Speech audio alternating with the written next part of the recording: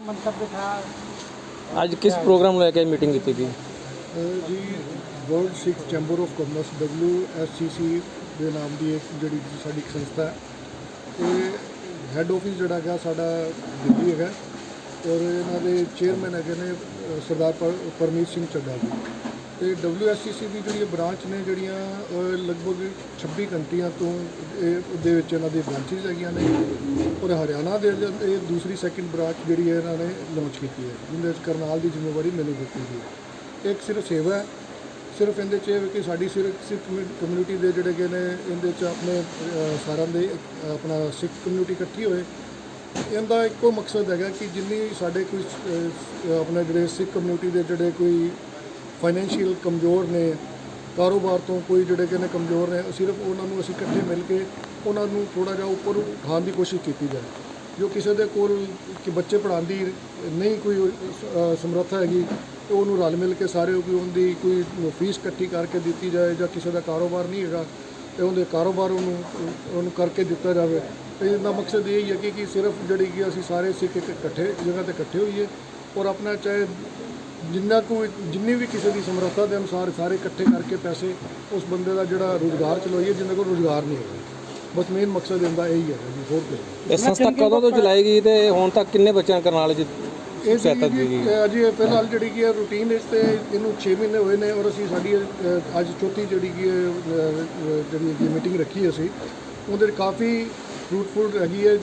ਕਈ ਸਾਡੇ ਆਪਣੇ ਜਿਹੜੇ ਕਿ ਨੇ ਇਹਦੇ 'ਚ ਅਸੀਂ ਬੱਚਿਆਂ ਦੇ ਨਾਮ ਓਪਨ ਨਹੀਂ ਕਰਾਂਗੇ, ਕਈਆਂ ਦੀ ਮਦਦ ਵੀ ਹੋਈ ਹੈ, ਕਈ ਬੱਚਿਆਂ ਦੀ ਵੀ ਮਦਦ ਹੋਈ ਹੈ, ਕਈਆਂ ਦੇ ਨੇ ਸਕੂਲ ਦੇ ਵਿੱਚ ਵੀ ਬੜੀ ਮਦਦ ਕੀਤੀ ਆਪਣੇ ਕੋਲੋਂ। ਤੇ ਕੁਝ ਕਈਆਂ ਦੇ ਆਪਸੀ ਜਿਹੜੇ ਨੇ ਜਿਹੜੇ ਅਸੀਂ ਇੱਕ ਦੂਜੇ ਨੂੰ ਅਸੀਂ ਜਾਣਦੇ ਵੀ ਨਹੀਂ ਸੀ, ਸ਼ਹਿਰਦਾਰੀ ਦੇ ਵਿੱਚ ਇੱਕ ਦੂਜੇ ਨੂੰ ਅਸੀਂ ਸਤਿ ਸ਼੍ਰੀ ਅਕਾਲ ਤਾਂ ਜ਼ਰੂਰ ਕਰਦੇ ਸੀ।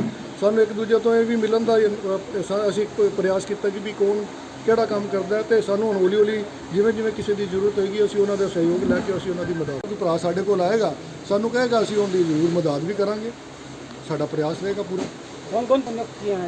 अभी आज नहीं है जी, ये अभी 2-3 हमारी मीटिंग पहले अभी ऑफिशियली हमें अनाउंस करना है। अच्छा। बाकी हमारे जिनसे हरमीत हैप्पी जी हैं उनको हमने वाइस प्रेसिडेंट बनाया और हरमिंदर जी हैं जिनसे प्रीत स्टूडियो वाले उनको जनरल सेक्रेटरी बनाया। अच्छा अच्छा।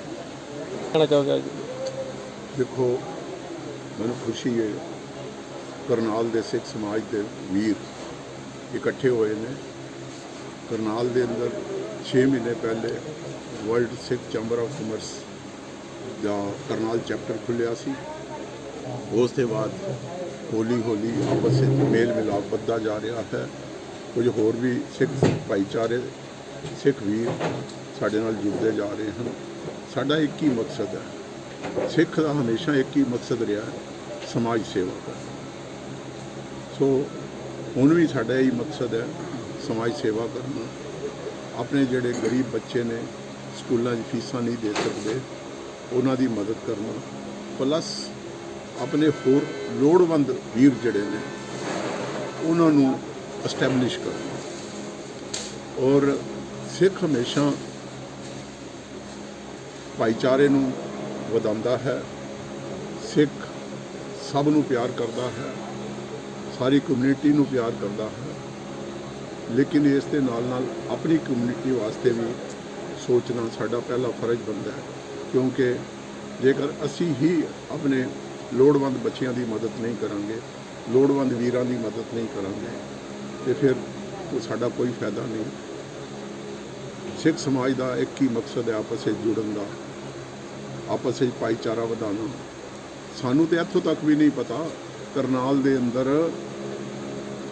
दे अंदर साढ़े सिख परिवारों के बिजनेस की ने, कौन कित्थे रहिंदा है, ऐसी कोई साढ़े कोल डायरैक्टरी नहीं हैगी, ऐसा कोई साढ़े कोल कोई हिसाब किताब नहीं हैगा। सानू यह भी नहीं पता कि करनाल जिले सिखां की गिनती कितनी है। सो हौली हौली हौली सिखां नूं एक प्लेटफार्म पर लिया के उन्हां नाल भाईचारे की सांझ वधा के उस नाल लोड़वंद बच्चियां की मदद करन दा साडा मकसद है। और मैनू उम्मीद है कि Karnal chapter Sikh world of commerce का करनाल चैप्टर अपने निशाने दे अपने एजेंडे विच अपनी तरक्की करेगा कुछ कामयाबियां हासिल करेगा। अपना जो साडा एम है, जिस निशाने ਨੂੰ ਲੈ ਕੇ ਅਸੀਂ ਚੱਲੇ ਹਾਂ, ਸਾਨੂੰ ਉਹਦੇ 'ਚ सफलता मिलेगी। आप डायरेक्टरी बना हुए यहाँ मतलब हाँ, ये भी एक है, हमें पता चले कि सिख करनाल में कितने रहते हैं, उनका बिजनेस क्या है, कहाँ रहते हैं। अभी तक हमें ये भी सारी बात का नहीं पता। ऐसा सर्वे मैंने एक बार लगभग 90 के आसपास किया था। उस समय हम सोचते थे, उस समय क्योंकि मैं सोशल फील्ड में था, हम ये सोचते थे कि सबसे ज़्यादा सिख पॉपुलेशन मॉडल टाउन में है। पर मैं देख के हैरान रह गया कि जितने मॉडल टाउन में सिख परिवार हैं, उतने ही सेक्टर 13 में सिख परिवार रहते थे। लेकिन वो आपस में उनका मेल मिलाप नहीं था, एक दूसरे को पता नहीं था।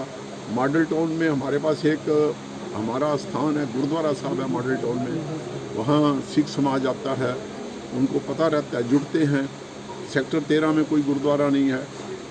इस तरह जब रेलवे लाइन पार मैंने सर्वे किया, प्रेम नगर और रामनगर का भी मैंने सर्वे किया था। सभी सिखों का मैंने वोट भी बनाए थे। उस समय काफ़ी लंबे समय के बाद GSP के श्रोमणी गुरुद्वारा प्रबंधक कमेटी के इलेक्शन होने थे, उसमें नई वोटर लिस्टें बननी थी, उसमें भी मैंने काम किया। तो मैं देख के हैरान रह गया कि जितने शहर में मॉडल टाउन सेक्टर 13 और दूसरे सेक्टरों में लोग रहते हैं, उतने ही सिख परिवार लाइन पार प्रेम नगर, रामनगर या वहाँ जो भी पॉपुलेशन है, वहाँ बहुत बड़ी गिनती में सिख परिवार रहते हैं। तो ऐसे चीज़ जो है, ये फील्ड में काम करना, मेहनत करना, लोगों को आपस में जोड़ना और एक अच्छे समाज का निर्माण करना, इसके साथ साथ सिख हमेशा समाज सेवा में, कोई भी समाज का कोई भी वर्ग हो, हमने सेवा में कभी फ़र्क नहीं किया, किसी से हमने भेदभाव नहीं किया। तो समाज सेवा करना, सिख देश में भी बहुत सेवा करता है, देश सेवा भी हमारा मकसद है। तो ये भी जो हमारा उद्यम है, इसमें कहीं ना कहीं अगर हम रोज़गार को बढ़ावा देते हैं तो ये भी सेवा है, देश के लिए सेवा है। अगर हम बच्चों को पढ़ाते हैं तो ये भी देश की सेवा है, क्योंकि हमारे बच्चे अच्छी एजुकेशन लेंगे, अच्छे नागरिक बनेंगे। तो ये जितना भी हमारा मकसद है, हमारा एजेंडा एक ही है, सिख समाज को एक प्लेटफार्म पे लाना, उनको जो मुश्किलें दरपेश आती हैं उन पे विचार करना और एक अच्छे समाज को बिल्ड करना और अपने सिख भाईचारे को मजबूत करना। तो सिख भाईचारा जब मजबूत होता है तो ये तो हमारे खून में है, सेवा करना। सेवा तो हम सब की करते हैं, लंगर लगाते हैं तो सबके लिए लगता है। सिख के पास जो है वो सबके लिए है, कोई हमें वितकरा नहीं, कोई हमें फ़र्क नहीं है। लेकिन अपने घर को, अपने समाज को, अपने सिख जो हैं वो हमारे परिवार के मेंबर हैं, उनकी भी सुध लेना, उनको भी पूछना, ये हमारा बुनियादी फ़र्ज है। तो हमारा एक ही मकसद है कि सिख भाईचारे को मजबूत करना और देश की सेवा करना। ਗੁਰਵਿੰਦਰ ਸਿੰਘ ਜੀ, ਤੁਸੀਂ ਵੀ ਕਾਫੀ ਲੋਕਾਂ ਦੀ ਮਦਦ ਕੀਤੀ, ਕਾਫੀ ਲੋਕਾਂ ਨੂੰ ਰੋਜ਼ਗਾਰ ਖੋਲ੍ਹ ਕੇ ਦਿੱਤੇ ਨੇ, ਕਈਆਂ ਨੂੰ ਆਟੋ ਪਾਰਕ ਦਿੱਤੇ, ਤੁਸੀਂ ਕੀ ਕਹਿਣਾ ਚਾਹੋਗੇ? ਇਹਦੇ ਨਾਲ ਕੋਈ ਫਰਕ ਪਏਗਾ? ਹਾਂਜੀ, ਬਿਲਕੁਲ ਫਰਕ ਪੈਂਦਾ, ਫਰਕ ਤਾਂ ਜ਼ਰੂਰ ਪਏਗਾ, ਕਿਉਂਕਿ ਜੇ ਅਸੀਂ ਤਨ ਮਨ ਧਨ ਤੋਂ, ਦੇਖੋ ਹਰ ਬੰਦਾ ਆਪਣੇ ਵਾਸਤੇ ਜ਼ਰੂਰ ਜਿਉਂਦਾ, ਪਰ ਜ਼ਿੰਦਗੀ ਜੀਣ ਦਾ ਸਵਾਦ ਤਾਂ ਆਏਗਾ ਜਦੋਂ ਅਸੀਂ ਕਿਸੇ ਵਾਸਤੇ ਜੀਵਾਂਗੇ, ਉਹਦੇ ਮਨ ਨੂੰ ਸ਼ਾਂਤੀ ਦੇਵਾਂਗੇ। ਆਪਣੇ ਔਲਾਦ ਅਸੀਂ ਹਰ ਬੰਦਾ ਬਹੁਤ ਕੁਝ ਕਰਦਾ, ਪਰ ਜਦੋਂ ਤੁਸੀਂ ਦੂਜਿਆਂ ਵਾਸਤੇ ਕਰਾਂਗੇ ਤਾਂ ਸਵਾਦ ਆਏਗਾ ਜ਼ਿੰਦਗੀ ਜੀਣ ਦਾ। ਪਰ ਕਈ ਵਾਰ ਵੇਖਣ ਨੂੰ ਮਿਲਿਆ ਕਿ ਕੋਈ ਲੋਕ ਥੋੜੀ ਜਿਹੀ ਸੇਵਾ ਕਰਦੇ ਨੇ, ਉਹਨੂੰ ਬਹੁਤ ਜ਼ਿਆਦਾ ਸੋਸ਼ਲ ਮੀਡੀਆ ਤੇ ਵੀ ਖਾਂਦੇ ਨੇ। ਉਹ ਤੁਹਾਡੇ ਵੱਲ ਸੇਵਾ ਕੀਤੀ ਜਾਂਦੀ ਅੱਜ ਤੱਕ ਕਿਤੇ ਨਜ਼ਰ ਨਹੀਂ ਆਉਂਦੀ, ਪਰ ਤੁਸੀਂ ਚੁੱਪ ਤੇ ਸੇਵਾ ਕਰਦੇ ਹੋ, ਤਾਂ ਕਿ ਚੰਗੀ ਗੱਲ ਹੈ। ਨਜ਼ਰ ਨਾ ਹੀ ਆਵੇ ਚੰਗੀ ਗੱਲ ਹੈ, ਅਸੀਂ ਵੀ ਨਜ਼ਰ ਨਾ ਵੀ ਚੰਗੀ ਗੱਲ ਹੈ। ਕਹਿੰਦਾ ਖਲੋ ਕੇ ਹੱਥ ਖੜਾ ਕੀਤਾ ਸਵਾਦ ਨਹੀਂ ਹੁੰਦਾ ਗੱਲ ਦਾ, ਕਈ ਵਾਰ ਹੱਥ ਖੜਾ ਕਰਨਾ ਪੈ ਜਾਂਦਾ ਹੈ, ਪਰ ਜਿਹੜਾ ਕਰਨਾ ਨਹੀਂ ਚਾਹੀਦਾ। ਹਮੇਸ਼ਾ ਸੇਵਾ ਪਿੱਛੇ ਹੋ ਕੇ ਕਰੋ, ਹੱਥ ਨੂੰ ਹੱਥ ਦਾ ਪਤਾ ਲੱਗਣਾ ਚਾਹੀਦਾ। ਸਿੱਖ ਨੂੰ ਇਹ ਤਾਂ ਬੜੀ ਦੂਰ ਦੀ ਗੱਲ ਹੈ। ਸਿੱਖ ਸਮਾਜ ਨੂੰ ਕੀ ਅਪੀਲ ਕਰਨਾ ਚਾਹੋਗੇ? ਮੈਂ ਹਰ ਬੰਦੇ ਨੂੰ ਆਖਣਾ ਚਾਹਾਂਗਾ, ਹਰ ਬੰਦਾ ਆਪਣੇ ਆਪ ਤੋਂ ਥੋੜ੍ਹਾ ਜਿਹਾ ਅੱਗੇ ਉੱਠ ਕੇ, ਪਰਿਵਾਰ ਤੋਂ ਅੱਗੇ ਉੱਠ ਕੇ ਹਰ ਆਪਣੇ ਭੈਣ ਭਰਾ ਦੀ ਸੇਵਾ ਕਰੇ। ਜਿਹੜਾ ਵੀ ਮਜਬੂਰ ਵੇਲੇ ਜ਼ਰੂਰ ਸੇਵਾ ਕਰੇ, ਸਿਰਫ ਆਪਣੇ ਤੱਕ ਸੀਮਿਤ ਨਾ ਰਹਿ ਕੇ ਬਾਹਰ ਨਿਕਲੇ, ਬੈਟਰ ਰਹੇ। ਇਹਦਾ ਜਿਹੜਾ ਫਾਰਮ ਬਣਿਆ ਬਹੁਤ ਅੱਛਾ ਹੈ, ਕਿ ਸਾਨੂੰ ਬੜੀ ਖੁਸ਼ੀ ਹੈ। ਮਨਜਿੰਦਰ ਸਾਹਿਬ ਨੇ, ਪਰਮਜੀਤ ਸਿੰਘ ਨੇ, ਇਹਨਾਂ ਸਾਰਿਆਂ ਰਲ ਕੇ ਹੈਪੀ ਜੀ ਨੇ ਬਹੁਤ ਵੱਡਾ ਐਫਰਟਸ ਕੀਤਾ ਹੈ ਸਿੱਖ ਜੋੜਨ ਦਾ, ਕਿਉਂਕਿ ਆਸਾਨ ਨਹੀਂ, ਇਹ ਬੜੇ ਔਖੇ ਕੰਮ ਨੇ, ਅਸੀਂ ਕਰਕੇ ਵੇਖੇ। ਬੜੀ ਚੰਗੀ ਗੱਲ ਹੈ, ਐਫਰਟਸ ਕਰਦੇ ਨੇ ਪਏ। ਸਾਨੂੰ ਰਲ ਮਿਲ ਜੁੜਨਾ ਚਾਹੀਦਾ, ਜੁੜ ਕੇ ਸਾਨੂੰ ਕਿਸੇ ਦੀ ਮਦਦ ਕਰਨੀ ਚਾਹੀਦੀ ਹੈ। ਇੱਕ ਪਲੇਟਫਾਰਮ ਤੇ ਹੋਣਾ ਚਾਹੀਦਾ। ਜਿੰਨਾ ਚਿਰ ਇੱਕ ਪਲੇਟਫਾਰਮ ਤੇ ਇਕੱਠੇ ਨਹੀਂ ਹੋਵਾਂਗੇ ਉਹਨਾਂ ਚਿਰ ਸਾਨੂੰ ਦਿੱਕਤ ਹੈ। ਕਹਿਣਾ ਚਾਹੋਗੇ? ਦੇਖੋ ਜੀ, ਮੈਂ ਤੁਹਾਨੂੰ ਇਹ ਕਹਿਣਾ ਚਾਹੁੰਦਾ ਕਿ ਤੁਹਾਨੂੰ ਪੂਰਨ ਰੂਪ ਵਿੱਚ ਪੂਰੇ ਵਿਸਤਾਰ ਵਿੱਚ ਮਾਨਯੋਗ ਗੁਰਬਖਸ਼ ਸਿੰਘ ਜੀ ਨੇ, ਮਾਨਯੋਗ ਗੁਰਵਿੰਦਰ ਸਿੰਘ ਜੀ ਨੇ, ਰਣਜੀਤ ਜੀ ਨੇ ਸਾਰਾ ਕੁਝ ਦੱਸਿਆ ਤੁਹਾਨੂੰ। ਪਰ ਮੈਂ ਤੁਹਾਨੂੰ ਇਹ ਚੀਜ਼ ਦੱਸਣਾ ਚਾਹੁੰਦਾ ਕਿ ਕਰਨੀ ਔਰ ਕਥਨੀ ਵਿੱਚ ਬਹੁਤ ਫਰਕ ਹੈ। ਕਹਿਣਾ ਔਰ ਕਰਨਾ ਦੋਨੋਂ ਚੀਜ਼ਾਂ 'ਚ ਬਹੁਤ ਫਰਕ ਹੁੰਦਾ।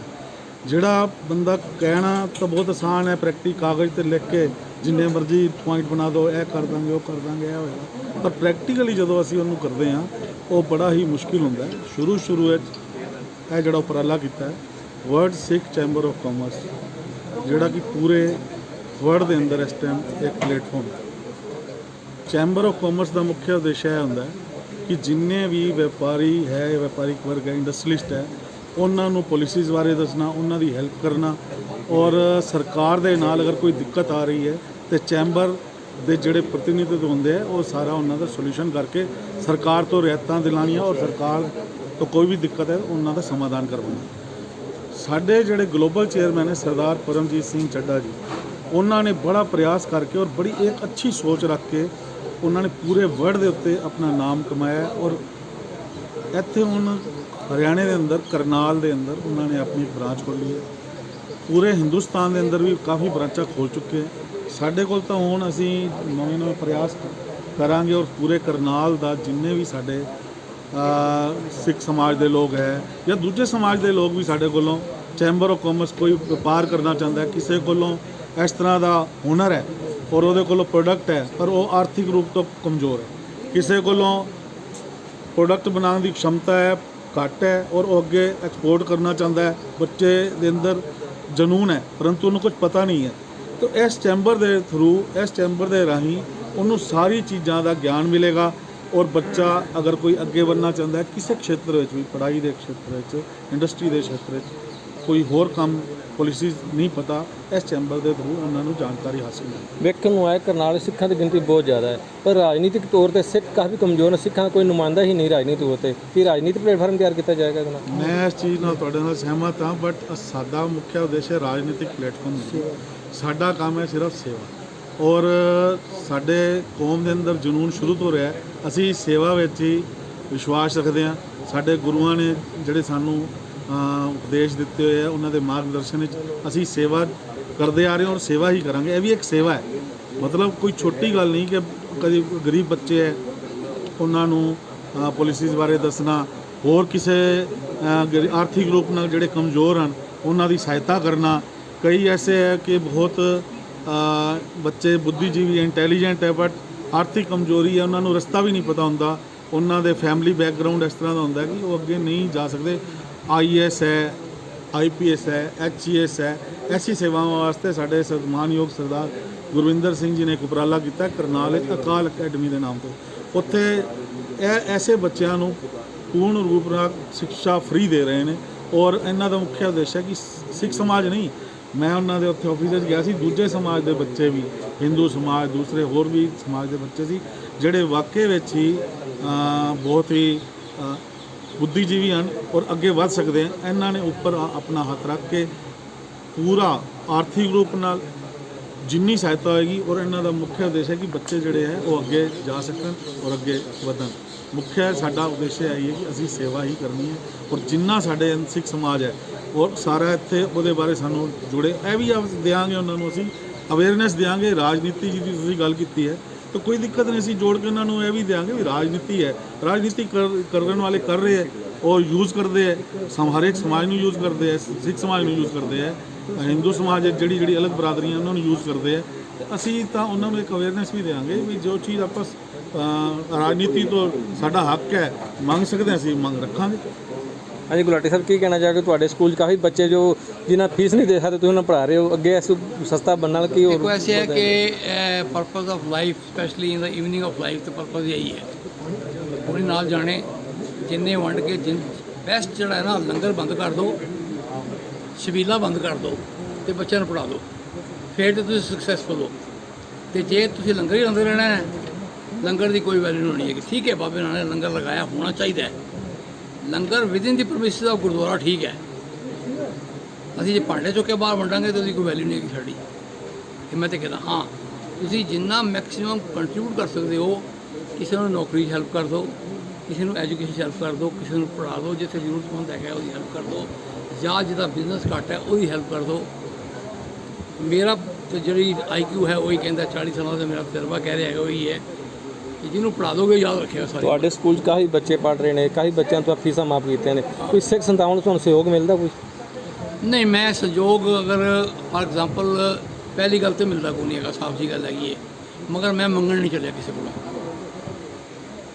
ਜੋ ਮੇਰੀ ਸਮਰੱਥਾ 'ਚ ਹੈਗਾ, ਜੋ ਮੈਂ ਕਰ ਸਕਦਾ ਹੈਗਾ ਵਾਂ, I do that. Ki appeal ਕਰਨਾ ਚਾਹੋਗੇ ਸਿੱਖ ਸਮਾਜ ਦੇ ਨੁਮਾਇੰਦੇ? ਮੈਂ ਤਾਂ ਇਹੀ ਅਪੀਲ ਕਰਾਂਗਾ ਕਿ ਤੁਸੀਂ ਗੁਰਦੁਆਰੇ ਮੱਥਾ ਟੇਕਣਾ ਹੀ ਬੰਦ ਕਰ ਦਿਓ ਬੇਸ਼ੱਕ। ਉਹ ਪੈਸਾ ਪੜ੍ਹਾਈ 'ਤੇ ਲਗਾ ਦਿਓ, ਕਿਤਾਬਾਂ ਲੈ ਦਿਓ ਬੱਚਿਆਂ ਨੂੰ, ਆਪਣੀ ਕਮਿਊਨਿਟੀ ਦੇ ਬੱਚਿਆਂ ਨੂੰ ਪੜ੍ਹਾਓ, ਬਾਹਰ ਨਹੀਂ ਭੇਜੋ, ਡਰਾਈਵਰ ਨਹੀਂ ਬਣਾਓ, ਉਹਨੂੰ IAS ਤੇ PCS ਬਣਾਓ। ਫਿਰ ਤੇ ਐਗਜ਼ਿਸਟੈਂਸ ਹੈ ਸਾਡੀ ਕਿ ਜੇ ਅਸੀਂ ਜਾ ਕੇ ਬਾਹਰ ਜਾ ਕੇ ਕਹਿੰਦੇ IELTS ਕਰਕੇ +2 ਤੋਂ ਬਾਅਦ ਜਾ ਕੇ ਬਾਹਰ ਟਾਕੀ ਢੋਣੇ ਨੇ ਜਾਂ ਮਾਲ ਲਾਣਾ ਥੱਲੇ ਉੱਤੇ ਲਗਾਉਣਾ ਹੈ, ਓਵਰਲੀ ਪੈਸੇ ਕਮਾਉਣੇ, ਉਹਦਾ ਕੋਈ ਫਾਇਦਾ ਨਹੀਂ ਹੈਗਾ। ਸਟੇਟਸ ਤੇ ਉਹਦੇ 'ਚ ਹੀ ਹੈ। ਜਾਓ, ਇੱਥੋਂ ਜਾਣਾ ਚਾਹੀਦਾ ਹੈਗਾ, ਇੰਟਰਨੈਸ਼ਨਲ ਮਾਰਕੀਟ ਜਾਣਾ ਚਾਹੀਦਾ ਹੈਗਾ, ਮਗਰ ਆਪਣੀ ਇੱਥੋਂ ਘੱਟੋ ਘੱਟ ਗ੍ਰੈਜੂਏਸ਼ਨ ਜ਼ਰੂਰ ਕੰਪਲੀਟ ਕਰਕੇ ਜਾਓ। ਐਸਾ ਨਹੀਂ, ਉਹਦੀ ਵੈਲਿਊ ਜ਼ਿਆਦਾ ਹੈਗੀ ਹੈ। ਤਾਂ ਮੇਰਾ ਮੇਜਰ ਮਕਸਦ ਜੋ ਹੈ ਨਾ ਇਸ ਵੇਲੇ ਉਹ ਇਹ ਕਿ ਬੱਚਿਆਂ ਨੂੰ ਪੜ੍ਹਾਉਣਾ ਬਹੁਤ ਜ਼ਰੂਰੀ ਹੈ, ਭਾਵੇਂ ਉਹ ਸਾਡੀ ਕਮਿਊਨਿਟੀ ਦਾ ਹੈ ਅਤੇ ਭਾਵੇਂ ਕਿਸੇ ਹੋਰ ਕਮਿਊਨਿਟੀ ਦਾ ਹੈ। ਸਿੱਖਿਆ ਵੱਲ ਧਿਆਨ ਦੇਣਾ। ਸਿੱਖਿਆ ਬਸ ਮੇਜਰ ਹੈ। ਨਾ ਤੇ ਬਾਦਲ ਸਰਕਾਰ ਨੇ ਕੁਝ ਕੀਤਾ, ਤੇ ਨਾ ਪੰਡਤ ਨਹਿਰੂ ਨੇ ਕੀਤਾ, ਤੇ ਨਾ ਕਿਸੇ ਸੈਂਟਰਲ ਗਵਰਨਮੈਂਟ ਨੇ ਕੀਤਾ। ਮੈਂ ਮੌਰੀਸ਼ੀਅਸ ਗਿਆ ਵਾਂ, ਬੱਸ ਤੱਕ ਫ੍ਰੀ ਹੈ, ਫੀਸ ਵੀ ਮਾਫ ਹੈ। ਛੋਟਾ ਜਿਹਾ ਕੰਟਰੀ ਹੈ, ਤੁਸੀਂ ਹਿਸਾਬ ਲਗਾ ਲਓ। ਇਹ ਇੰਨੇ ਰਿਸੋਰਸਿਸ ਹੋਣ ਤੋਂ ਬਾਵਜੂਦ ਵੀ, ਇੰਨਾ ਪੈਸਾ ਹੋਣ ਤੋਂ ਬਾਅਦ ਵੀ, ਇੰਨੇ ਵੱਡੇ ਵੱਡੇ ਬਜਟ ਸਾਡੇ ਹੈਗੇ ਨੇ, SGPC ਦੇ ਵੀ ਹੈਗੇ ਨੇ, ਦਿੱਲੀ ਗੁਰਦੁਆਰਾ ਕਮੇਟੀ ਦੇ ਹੈਗੇ ਨੇ, ਲੋਕਲ ਗੁਰਦੁਆਰਿਆਂ ਕੋਲ ਹੈਗੇ ਨੇ, FD ਬਣਾ ਕੇ ਰੱਖੀਆਂ ਹੋਈਆਂ ਨੇ, ਪੱਥਰ ਲਾਈ ਜਾਂਦੇ ਹਾਂ ਅਸੀਂ। ਬਜਟ ਤਾਂ ਮੁੱਖ ਪੰਡਤ ਦੇ ਖਿਲਾਫ ਹੈ। ਬਸ ਪੜ੍ਹਾਈ ਸਾਰਿਆਂ ਨਾਲ ਜ਼ਿਆਦਾ ਅੱਜ ਦੀ ਡੇਟ 'ਚ ਸਟੱਡੀ ਚਾਹੀਦੀ ਹੈ। ਜਿਹਨੂੰ ਪੜ੍ਹਾ ਦੋਗੇ ਨਾ ਤੁਸੀਂ, ਆਪਣੇ ਖੜਾ ਹੋ ਜਾਏਗਾ, ਉਹ ਕਰ ਖੜਾ ਹੋ ਗਿਆ। ਤਾਂ ਮੇਰੀ ਤਾਂ ਮੈਸੇਜ ਇਹੀ ਹੈ ਕਿ ਵਾਹਿਗੁਰੂ ਕਰੇ ਸਮਰਥ ਬੱਚੇ ਸਿੱਖ ਕਮਿਊਨਿਟੀ ਨੂੰ ਵੀ, ਦੂਜਿਆਂ ਨੂੰ ਵੀ, ਕਿ ਜਿੰਨਾ ਤੁਸੀਂ ਕੰਟਰੀਬਿਊਟ ਕਰ ਸਕਦੇ ਹੈਗੇ ਹੋ, ਪੜ੍ਹਾਈ ਵੱਲ ਕਰ ਦਿਓ। That's all. Thank you very much.